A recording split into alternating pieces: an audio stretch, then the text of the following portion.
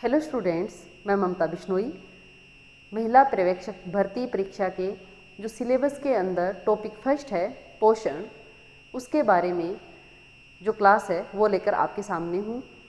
आज की इस क्लास के अंदर हम पढ़ेंगे संतुलित आहार के बारे में। जो आपका सिलेबस है उसके अंदर पहला जो टॉपिक है पोषण, उसके अंदर कुछ सब टॉपिक्स दिए हुए हैं और उनमें पहला टॉपिक है संतुलित आहार। तो आज हम इस क्लास के अंदर संतुलित आहार के बारे में बात करने जा रहे हैं। तो चलिए शुरू करते हैं आज की अपनी क्लास। संतुलित आहार, आहार यानी कि भोजन, फूड। तो जब हम संतुलित आहार की बात करते हैं तो हमें सबसे पहले ये जानना जरूरी होता है कि आहार क्या होता है। जब हमें ये पता होगा कि आहार क्या है या भोजन क्या है, तभी हम ये समझ पाएंगे कि संतुलित भोजन क्या होता है। तो हम बात करते हैं संतुलित भोजन की, जिसके अंदर हम सबसे पहले देखेंगे भोजन क्या है। What is food? फूड क्या है? फूड में be defined as anything solid और लिक्विड। यानी कि फूड क्या है? फूड वो पदार्थ होते हैं जो कि ठोस या द्रव के रूप में होते हैं और which when consumed meets the requirements of energy, body building, repair, regulation and protection due to the nutrient present in it. यानी कि भोजन क्या होता है? भोजन वो सॉलिड और लिक्विड सब्सटेंसेज होते हैं, वो सॉलिड और लिक्विड पदार्थ होते हैं जिनके अंदर क्या होते हैं? न्यूट्रिएंट प्रेजेंट होते हैं जो हमारे शरीर को ऊर्जा देने का काम करते हैं। इसके साथ ही साथ हमारे शरीर को बॉडी बिल्डिंग का कार्य करते हैं, यानी कि हमारे शरीर का निर्माण करने का काम करते हैं, रिपेयरिंग का काम करते हैं, हमारे शरीर में जो रेगुलेशन है उसको बनाए रखते हैं, नियमितता को बनाए रखते हैं, और protection due to the nutrient present in it. और इस भोजन के अंदर जो न्यूट्रिएंट प्रेजेंट है वो हमारे शरीर को प्रोटेक्ट करते हैं। किससे प्रोटेक्ट करते हैं? जो भी बाहरी जो भी पैथोजेंस होते हैं। पैथोजन क्या होते हैं? वो रोगाणु होते हैं जो हमारे शरीर के ऊपर अटैक करते हैं और हमारे शरीर में किसी भी तरह की जो डिजीज है वो डेवलप करते हैं। लेकिन अगर हम अच्छा भोजन खाएंगे, भोजन के अंदर क्या होंगे? न्यूट्रिएंट, और वो न्यूट्रिएंट हमारे शरीर को क्या प्रोवाइड करवाएंगे? प्रोटेक्शन प्रोवाइड करवाएंगे। क्योंकि जब हम अच्छा भोजन करेंगे तो हमारे शरीर में प्रॉपर न्यूट्रिएंट प्रेजेंट होंगे, और जब कोई पैथोजन हमारे शरीर पर जब आक्रमण करेगा तो हमारा शरीर उसके बदले में एंटीबॉडीज डेवलप करेगा, क्योंकि हमारी इम्यूनिटी पावर क्या है? स्ट्रॉन्ग है। और अगर हम ऐसा भोजन लेंगे जिसके अंदर प्रॉपर न्यूट्रिएंट प्रेजेंट नहीं है तो हमारा शरीर क्या है? कमज़ोर हो जाएगा। और ऐसी कंडीशन में क्या होगा? जब भी कोई पैथोजन हमारे शरीर पर अटैक करेगा तो हमारा शरीर जो है वो रोग ग्रसित हो जाएगा। तो हम सिंपल लैंग्वेज में ये कह सकते हैं कि भोजन क्या होता है? भोजन वो सॉलिड और लिक्विड सब्सटेंसेज होते हैं जो कि हमारे शरीर को ऊर्जा प्रदान करते हैं, हमारे शरीर का निर्माण करते हैं, हमारे शरीर में जो रेगुलेशन के काम हैं वो करते हैं, और इसके साथ ही साथ हमारे शरीर को प्रोटेक्ट करते हैं। नेक्स्ट हम देखते हैं कि जब हम बात करते हैं भोजन की या संतुलित भोजन की, तो हम देखते हैं कि जो भोजन होता है उसके अंदर कुछ न्यूट्रिएंट्स प्रेजेंट होते हैं, कुछ सब्सटेंसेज होते हैं जिनको हम क्या कहते हैं? न्यूट्रिएंट्स। और वो न्यूट्रिएंट कौन कौन से होते हैं? Carbohydrates, protein, fat, vitamin and mineral.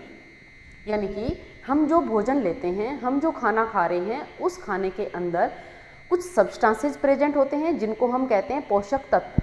क्या कहते हैं? हम कहते हैं पोषक तत्व। कौन कौन से पोषक तत्व होते हैं? कार्बोहाइड्रेट, प्रोटीन, वसा, विटामिन और खनिज लवण। Next, the recommended dietary allowances RDAs are estimates of nutrients to be consumed daily to ensure the requirements of all individuals in a given population, यानी कि RDA। अब क्वेश्चन ये आता है कि RDA क्या है? RDA the recommended dietary allowances, ये कौन जारी करता है?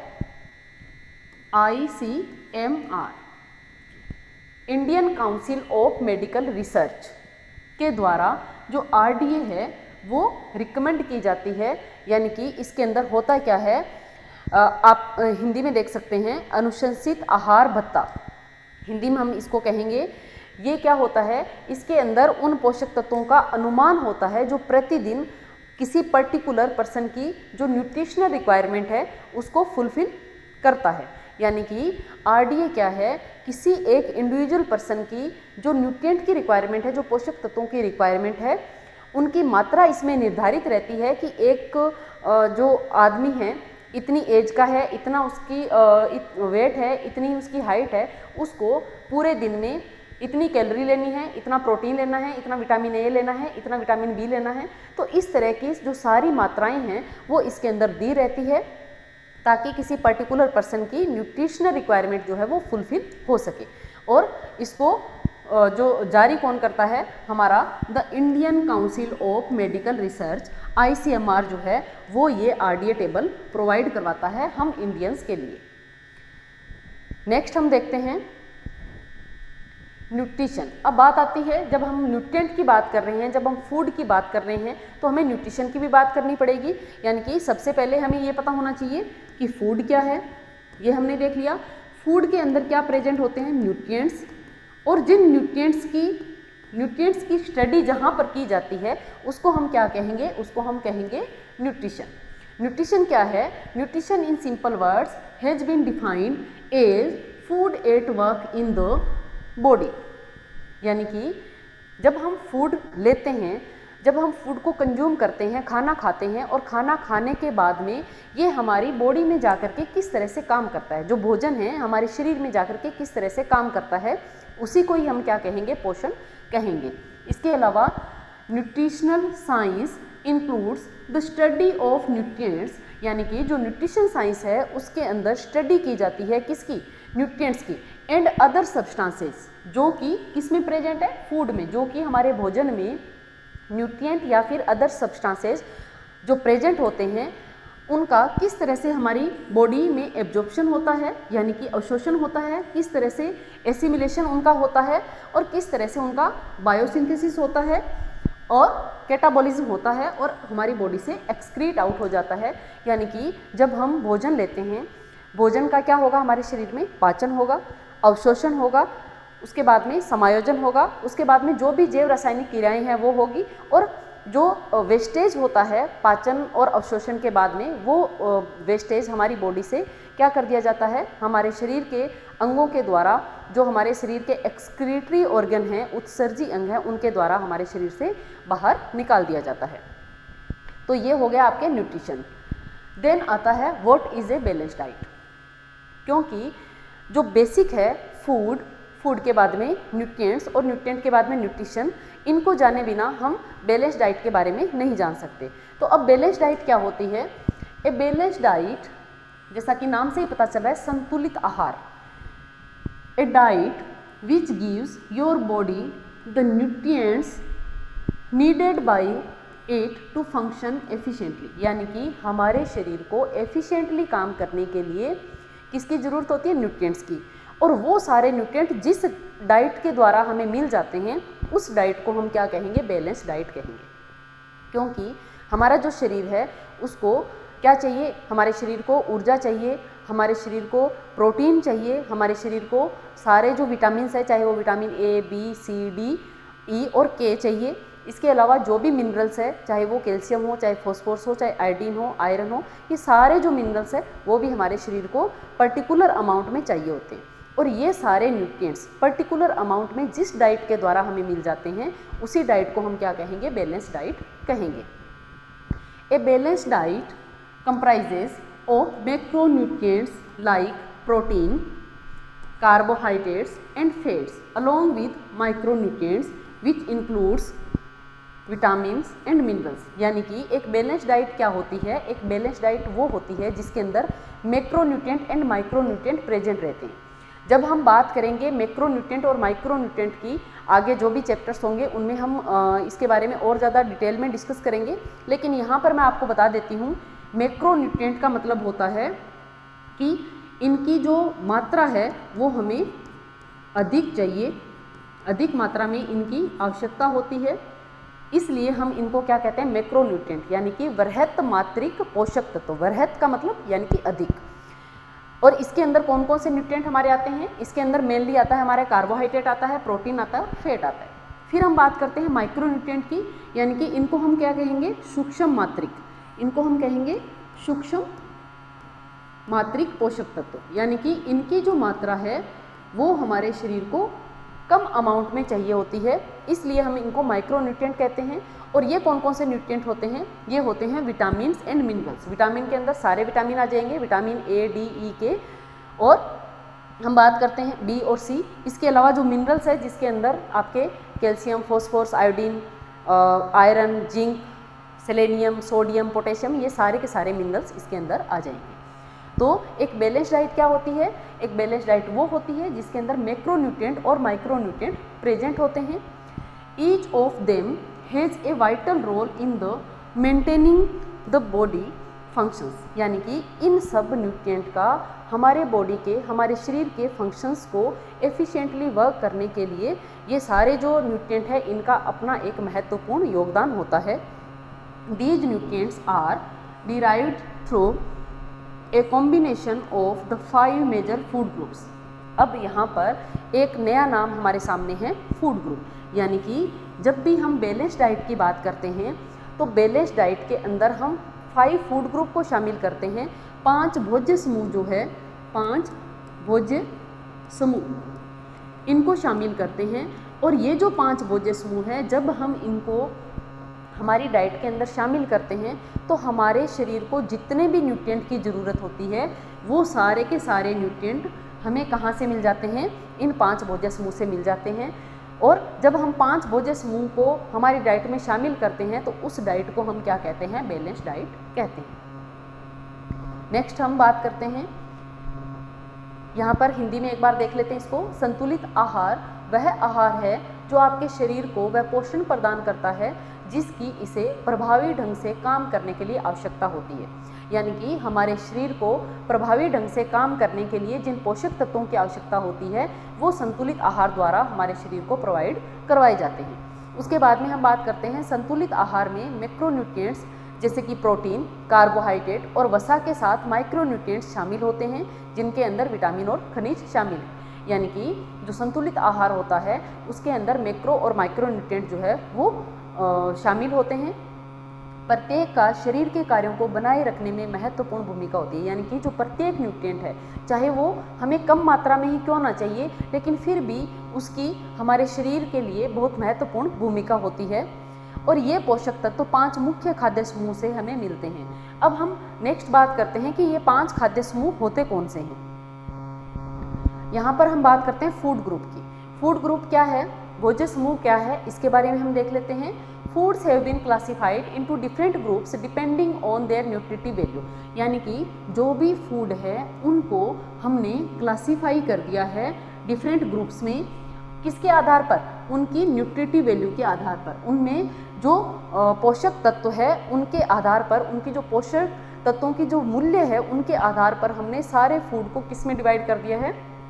कुछ समूह के अंदर डिवाइड कर दिया है, ताकि हम क्या कर सकें, हम जब हमें डाइट प्लान करनी हो तो हमें आसानी हो सके।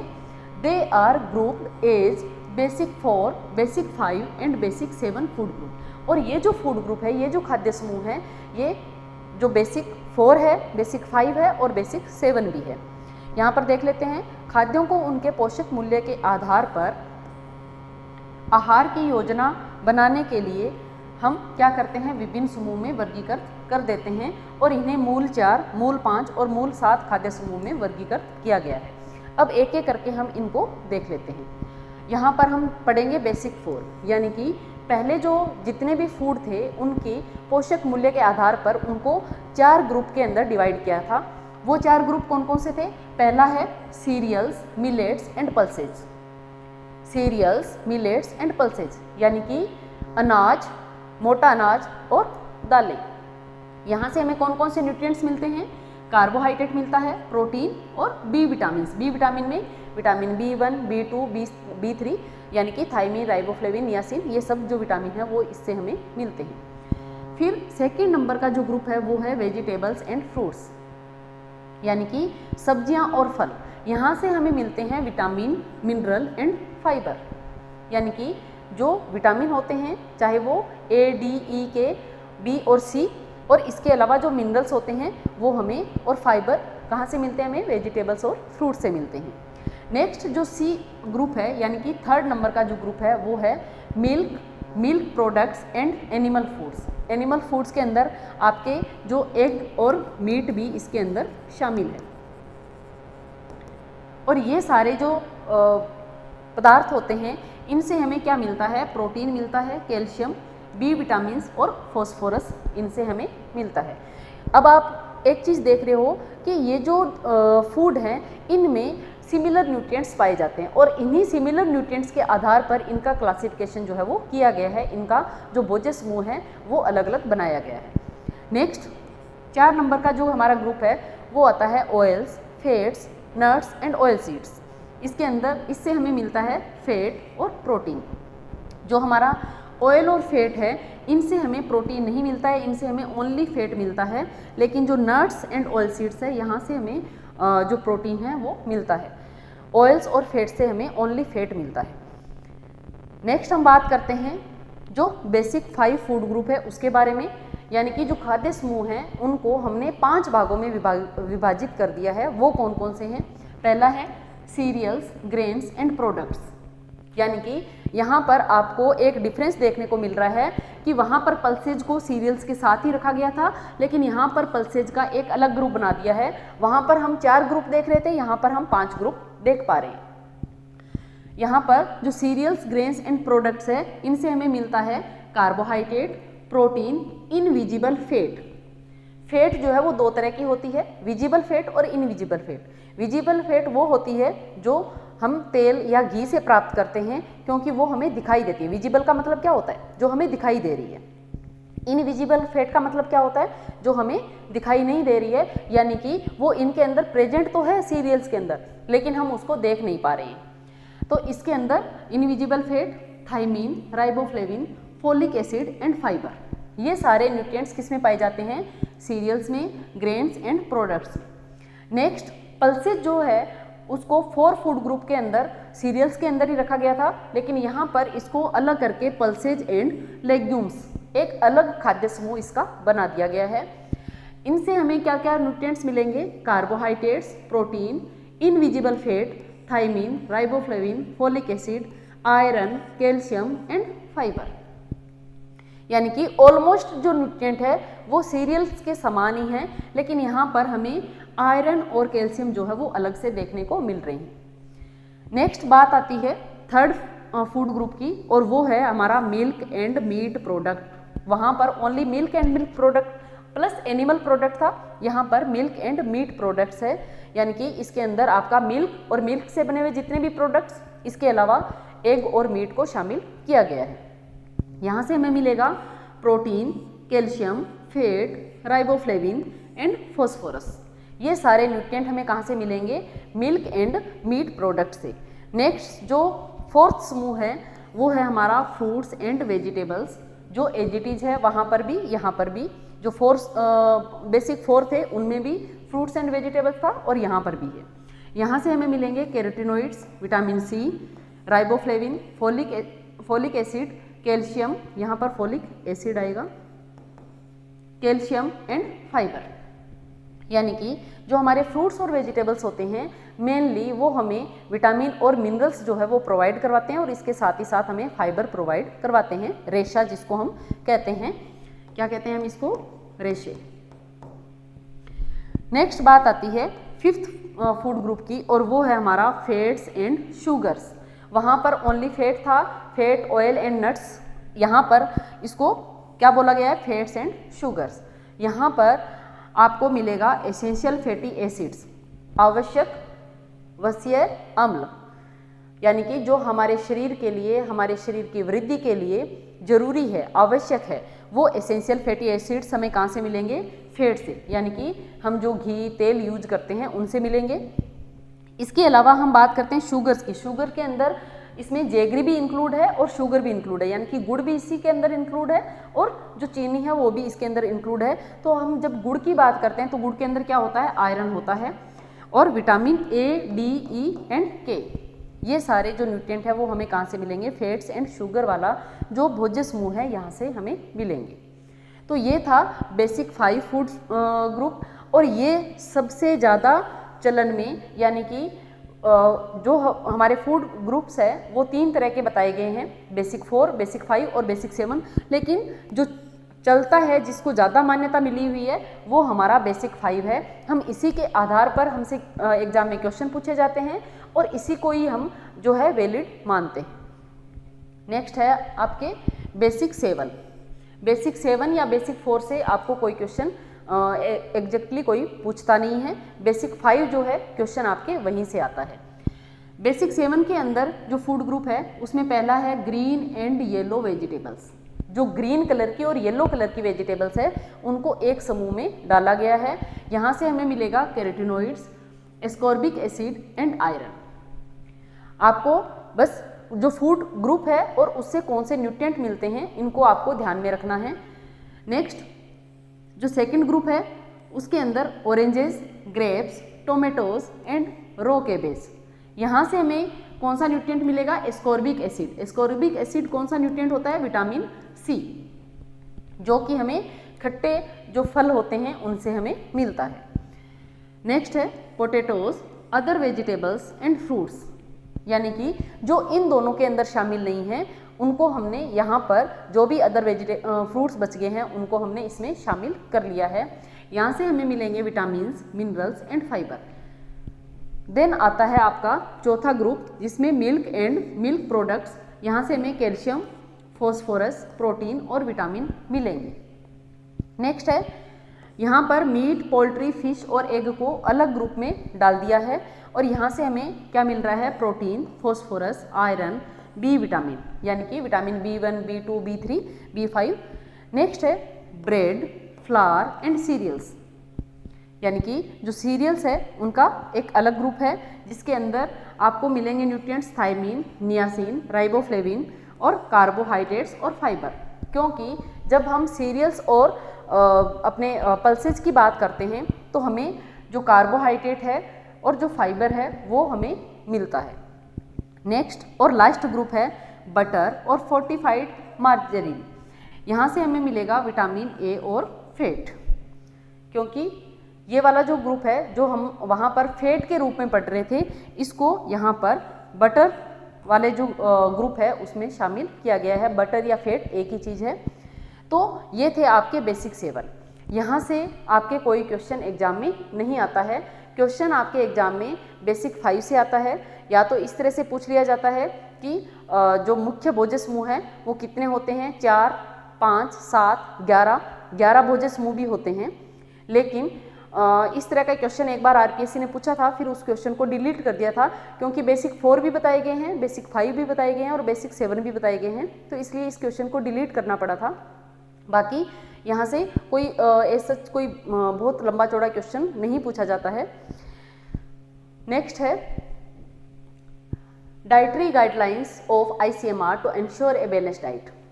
क्योंकि हम जो टॉपिक पढ़ रहे हैं वो पढ़ रहे हैं बैलेंस डाइट के बारे में। अब तक हमने पढ़ा है कि फूड क्या होता है, न्यूट्रिएंट्स क्या है, न्यूट्रिशन क्या है और बैलेंस डाइट क्या है। बैलेंस डाइट के अंदर हमने ये देखा कि RDA क्या है और RDA के बाद में हमने देखा कि जो फूड है उनको हमने डिफरेंट जो ग्रुप्स है उसमें डिवाइड किया गया है। उन ग्रुप्स के बारे में हमने देखा। अब हमें ये देखना है कि जो बैलेंस डाइट है उसकी गाइडलाइन जो है वो ICMR ने क्या दी है। यानी कि जब हम बैलेंस डाइट की बात करते हैं, जब हम बैलेंस डाइट को प्रिपेयर करने की बात करते हैं तो हमें कौन कौन सी बातों का ध्यान में रखना है, हमें कौन कौन सी जो गाइडलाइन है वो ICMR द्वारा प्रोवाइड करवाई गई है। तो हम देखते हैं कि the ICMR has provided guidelines for Indian to ensure balance diet. The guidelines are as follows. Guideline में क्या क्या चीज़ें हैं? Choosing variety in the daily diet is not only appealing but also provide nutrients and promote good health because a single food cannot provide all the nutrients। यानी कि ICMR ने क्या बोला है कि बैलेंस डाइट के अंदर आपको सारे फूड ग्रुप को शामिल करना है। क्योंकि अलग अलग फूड ग्रुप में अलग अलग न्यूट्रिएंट प्रेजेंट है। जब हम वैरायटी ऑफ फूड ग्रुप को शामिल करेंगे तो हमारे पास सारे जो न्यूट्रिएंट जो जिनकी हमें ज़रूरत है वो सारे न्यूट्रिएंट हमें उस डाइट से मिल जाएंगे। इसलिए हमें हमारी डाइट के अंदर वैरायटी को शामिल करना है। यानी कि हम जो है वो सीरियल्स को भी शामिल करेंगे, पल्सेज को भी शामिल करेंगे, मिल्क एंड मिल्क प्रोडक्ट को भी शामिल करेंगे। इसके अलावा हम फ्रूट्स और वेजिटेबल्स भी लेंगे हमारी डाइट में, फैट एंड शुगर भी लेंगे, यानी कि हमारे जो पांचों भोज्य समूह हैं उनको हमारी डाइट में जब शामिल करेंगे एक पर्टिकुलर प्रपोर्शन में, जिससे हमारे जो सारे न्यूट्रिएंट है जो हमारे शरीर को चाहिए वो हमें मिल जाएंगे। Then a diet consisting of foods from several food groups provide all the required nutrients in proper amount. चूँकि ये जो बैलेंस डाइट है वो हम सेवरल फूड ग्रुप से लेते हैं, यानी कि डिफरेंट फूड ग्रुप को इंक्लूड करके लेते हैं, तो यहाँ से हमें जो न्यूट्रिएंट्स हमें चाहिए वो सारे न्यूट्रिएंट्स हमें प्रॉपर अमाउंट में मिल जाएंगे। Cereals, millets and pulses are major source of most nutrient. और जो मोस्टली न्यूट्रिएंट है वो हमें कहाँ से मिल जाएंगे? सीरियल से, मिलेट से और पल्सेज से। जो मोस्टली जैसे हमारा कार्बोहाइड्रेट की बात करते हैं, प्रोटीन की बात करते हैं, तो ये मेजर न्यूट्रिएंट है और ये मेजर न्यूट्रिएंट हमें कहाँ से मिल जाएंगे? सीरियल, मिलेट और पल्सेज से हमें मिल जाएंगे। यहाँ पर हिंदी में इसको देख लेते हैं। दैनिक आहार में विविधता चुनना न केवल आकर्षक है बल्कि पोषक तत्व भी प्रदान करता है और अच्छे स्वास्थ्य को बढ़ावा देता है, क्योंकि एक ही भोजन सभी पोषक तत्व प्रदान नहीं कर सकता। मान लो हम रोटी खा रहे हैं, हम डेली सुबह भी रोटी खा ली, शाम को भी रोटी खा ली, उसके साथ हम और कुछ भी नहीं ले रहे हैं, तो रोटी से हमें क्या मिलेगा? ओनली कार्बोहाइड्रेट मिल जाएगा, लेकिन बाकी के जो न्यूट्रिएंट है जैसे विटामिन है, मिनरल है, ये सारी चीज़ें हमें नहीं मिल पाएगी। तो उन सारी चीज़ों को हमें अगर डाइट में लेना है तो हमें क्या करना पड़ेगा? हमें वैरायटी जो है हमारी डाइट में इंक्लूड करनी पड़ेगी। नेक्स्ट है, विभिन्न खाद्य समूह से बने आहार सभी आवश्यक पोषक तत्वों को उचित मात्रा में प्रदान करता है। देन अनाज, बाजरा और दालें अधिकांश पोषक तत्वों के प्रमुख स्रोत है। नेक्स्ट है, milk which provide good quality protein and calcium must be an essential item of the diet. यानी कि मिल्क को हमारी डाइट में शामिल करना होता है, क्योंकि मिल्क से हमें अच्छी क्वालिटी का प्रोटीन मिलता है और हमें कैल्शियम मिलता है, जो कि हमारे लिए एक एसेंशियल जो न्यूट्रिएंट है जो माना जाता है, चाहे वो इन्फेंट हो, चाहे चिल्ड्रन हो या वीमेन हो, क्योंकि जो प्रोटीन है वो क्या काम करता है? वो बॉडी बिल्डिंग का काम करता है, हमारे शरीर का निर्माण करता है, हमारे शरीर की वृद्धि और विकास के लिए ज़रूरी है। हमारे शरीर के अंदर जो कोशिका और तंतु टूट जाते हैं उनकी मरम्मत भी कौन करता है? प्रोटीन जो है वो करता है। तो अगर हम बात करें कि जो मिल्क है, जब हम मिल्क को शामिल करेंगे हमारी डाइट में तो हमें अच्छी क्वालिटी का प्रोटीन मिलेगा, कैल्शियम मिलेगा। इससे जो छोटे बच्चे हैं उनके शरीर की वृद्धि और विकास सही ढंग से हो पाएगा।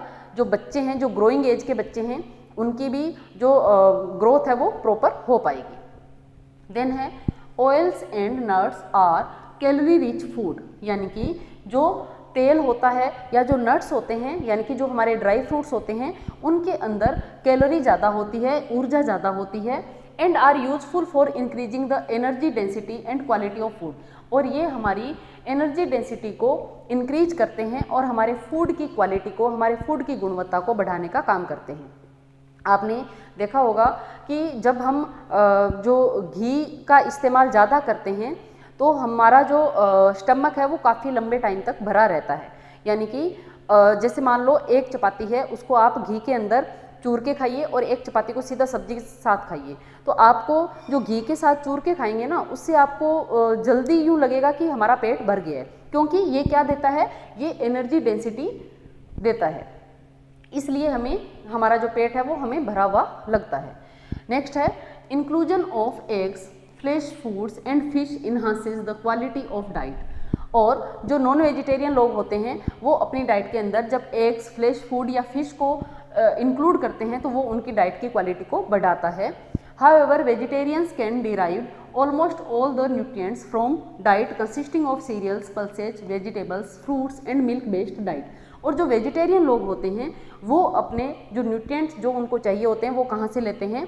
वो सीरियल से लेते हैं, पल्सेज से, वेजिटेबल से, fruits and milk based diet से लेते हैं। नेक्स्ट है, vegetables and fruits provide protective substances. जो वेजिटेबल और फ्रूट्स होते हैं वो प्रोटेक्टिव सब्सटेंसेज होते हैं। प्रोटेक्टिव सब्सटेंसेज का मतलब क्या होता है? प्रोटेक्टिव यानी कि हमारे शरीर को सुरक्षा प्रदान करने वाले। शरीर को सुरक्षा कैसे प्रदान करेंगे?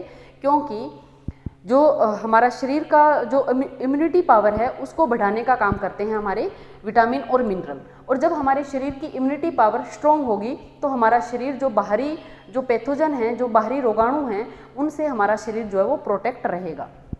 तो vegetables and fruits provide protective substances such as vitamin, mineral, phytonutrients, diversified diet with a judicious choice from a variety food groups provide the necessary nutrient. और अगर हम जो बहुत अच्छी डाइट लेते हैं, अगर हमारी जो डाइट को चूज करने की अच्छी समझ है हमारे अंदर, हम जो फूड ग्रुप है उनका अच्छे से इस्तेमाल करते हैं, तो हमारे जितने भी नेसेसरी न्यूट्रिएंट्स होते हैं वो हमें मिल जाते हैं। यहाँ पर हिंदी में एक बार देख लेते हैं। दूध जो अच्छी गुणवत्ता के प्रोटीन और कैल्शियम प्रदान करता है, विशेष रूप से शिशुओं, बच्चों और महिलाओं के लिए आहार का अनिवार्य हिस्सा होना चाहिए। तेल और मेवे कैलोरी युक्त खाद्य पदार्थ हैं और भोजन की ऊर्जा घनता और गुणवत्ता बढ़ाने के लिए उपयोगी है। अंडे, मांसाहारी भोजन और मछली शामिल करने से आहार की गुणवत्ता बढ़ती है। हालांकि शाकाहारी लगभग सभी पोषक तत्वों को अनाज, दालें, सब्जियां, फल और दूध आधारित आहार से प्राप्त कर सकते हैं। सब्जियां और फल विटामिन, खनिज लवण और फाइटोन्यूट्रिएंट्स जैसी सुरक्षा प्रदान करने वाली सामग्री प्रदान करते हैं। विभिन्न खाद्य समूह से समझदारी से चयन किए गए विविध आहार आवश्यक पोषक तत्व प्रदान करते हैं। नेक्स्ट है, ए डाइट इज ऑप्टिमम और balanced when it consist of food from several food group. जब हम संतुलित आहार की बात करते हैं तो एक आहार संतुलित आहार तब होता है जब इसमें सभी खाद्य समूहों को शामिल किया जाता है और सभी जो आवश्यक पोषक तत्व हैं वो उचित मात्रा में हमें मिलते हैं। हमारे स्वास्थ्य को बढ़ावा देने के लिए फाइटोन्यूट्रिएंट्स, एंटीऑक्सीडेंट और न्यूट्रास्यूटिकल्स प्रदान करते हैं। यानी कि ऐसी डाइट जिसमें सारे फूड ग्रुप शामिल हो, जिनसे हमें सारे न्यूट्रिएंट मिल जाए। इसके अलावा फाइटोन्यूट्रिएंट्स, यानी कि ये जो फाइटोन्यूट्रिएंट्स क्या होते हैं, इनकी कोई न्यूट्रिशनल वैल्यू नहीं होती है, लेकिन हमारे शरीर के लिए ये ज़रूरी होते हैं।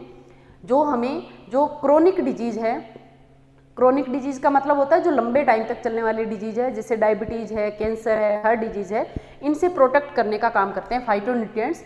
इसी तरह से एंटीऑक्सीडेंट और न्यूट्रास्यूटिकल्स का भी इसीलिए रोल होता है हमारी डाइट के अंदर। ये भी हमें जो क्रोनिक डिजीज़ है उनसे बचाते हैं। एक संतुलित आहार में जटिल कार्बोहाइड्रेट से 50 से 60% कैलोरी, ये बहुत ही इम्पोर्टेंट है और एग्जाम में बार बार पूछा जाता है।